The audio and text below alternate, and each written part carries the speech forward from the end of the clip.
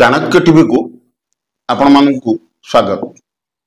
दर्शक बंधु कह जाए रक्षे हरि तो मारे किए एमिति एक घटना निकट अतीत घटी जहा आमे माने बाध्य हवा आध्यात्मिक दुनिया को आध्यात्मिक जगत को विश्वास करने मु कहूँ गत गुजरात अहमदाबाद विमान दुर्घटना कथा।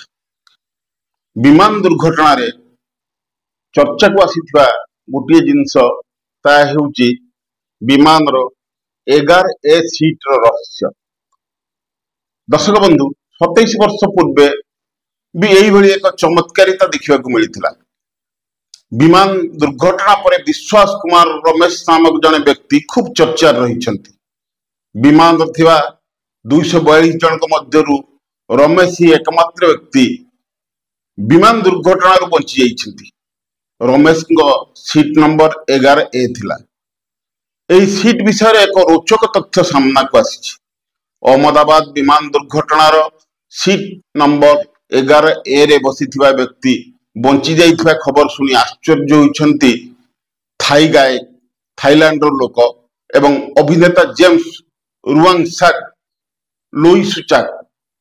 कारण 27 वर्ष पूर्वे से मध्य 11A रे बसीथिले ओ विमान दुर्घटनार मध्य बर्ती जाइथिले बा बंची जाइथिले। डिसेंबर 1998 रे रुवांगसाक थाई एयरवेज फ्लाइट TG161 रे यात्रा करुथिले।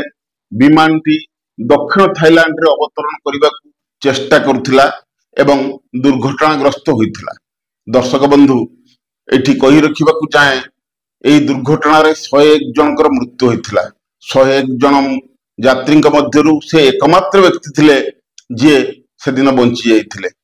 से मध्य सीट 11A रे बसीथिले। से कहिसंती एही दुर्घटना परे मु एते आघात पाइथिली जे प्राय 10 वर्ष पर्यंत मु विमान यात्रा करि नथिली। दर्शक बंधु विश्वास कुमार रमेश बंचिवा खबर प्रसारित हेबा परे रुवांगसाक प्रतिक्रिया मध्य मिली। सीट नंबर 111 संपर्क रे से एक बड़ खुलासा करछथि।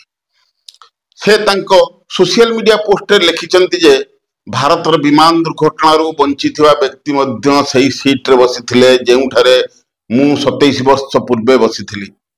अर्थात विमान अलगा हेले मध्य सीट नंबर थिला समान 11A। से आउरी लिखिचंती विमान दुर्घटनार खबर सुनी मु मर्माहत। एही दुर्घटना रे जे माने निज प्रियजन को हराइचंती सेमानकु प्रति मोर समवेदना अछि। रुवांगसाक कहिचंती विमान दुर्घटना रे मु बंची जाइथिली। दीर्घ 27 वर्ष पर आउ एक विमान दुर्घटना रे अन्य जन व्यक्ति समान सीट रे बसीथिबारु बंची जिबार खबर आश्चर्य करिछि। मोर सही हृदय विदारक विमान दुर्घटना स्मृति को ताजा कर देछि। दर्शक बंधु मु आपनकु एठारे मने पकई देबाकू चाहे जे विमानटी दुर्घटनाग्रस्त हेबा परे तार पायलट समेत समस्त यात्री माने जीवन हराइबा सह से पिटी हो जाइथिबा बा दुर्घटना करिथिबा मेडिकल कॉलेज रो छात्रावास रो छात्र मध्य किछि मृत्युवरण करिसंती। मु चाणक्य टीवी तरफरु सेमानंकु गभीर श्रद्धांजलि जणाउछि।